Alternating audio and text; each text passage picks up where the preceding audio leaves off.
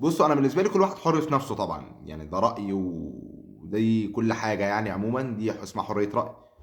في واحد شايف ان انت كبير، في واحد شايف ان انت صغير. انا بتكلم على ملعب، بتكلم كاداء، ماليش دعوه باي حاجه تانية. بس امبارح بس في حاجه كده بسيطه والله وقفتني، لما هو بيقول لك انا قررت ان انا ارجع النادي الاهلي وفي قمه مستواي.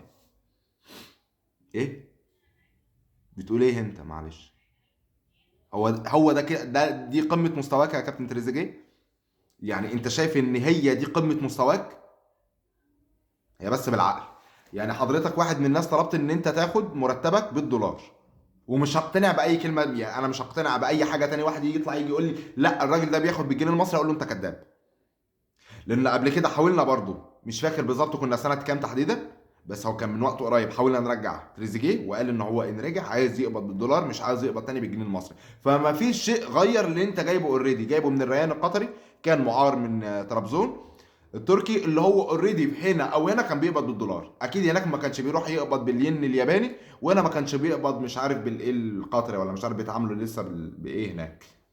فانت مش هتيجي تقنعني ان انت جيت مصر فعشان خاطر عيوني وعيونك قررت ان انت تاخد بالجنيه المصري. ده كده مبدئيا، ده قبل اي شيء. انت شايف ان هو ده قمه مستواك؟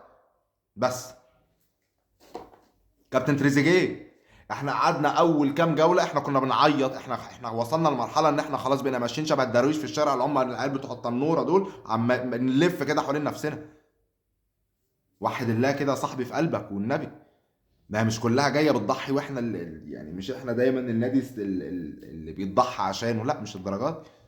انت لو ما كنتش عارف ان انت مش هتعرف تعمل اي شيء تاني بره في اوروبا، وما عندكش اي بوتنشال ان انت توصل لمكان بعيد، انت ما كنتش رجعت. بمبدأ اعيش يا باشا ملك هنا في مكاني احسن ما اعيش يا باشا بره بني ادم عادي جدا في اي مملكة تانية. بس هي القصة كلها يا صاحبي في كده. فما تطلعش تاكلني الوهم وتيجي تقول لي ان انا جيت لك هنا يا باشا في قمة مستوايا وما فرقليش بره، وعرض المرتب بتاع الريان ولا بتاع الفريق التركي يوصل لست اضعاف. ست اضعاف يا مؤمن. يعني مع احترامي ليك ان انا هاجي اقول ان مثلا انا ما اعرفش، يعني ربنا يدي رزقكم وربنا يوسع على رزقك بحق حبيبك المصطفى. مثلا انا دلوقتي باجي اقول انا هنا هدي زيزو 10 قروش، فانت اكيد مش هتيجي تكون انت جاي بتاخد اقل من زيزو. فانت هناك طلعوا قالوا لك نيجي نديك بدل بقى 100 قرش 10 قروش نديك 60 قرش، وانت قلت لا. يا راجل مش الدرجه دي، وحد الله بالله عليك. بس وصباحكم زي الورد.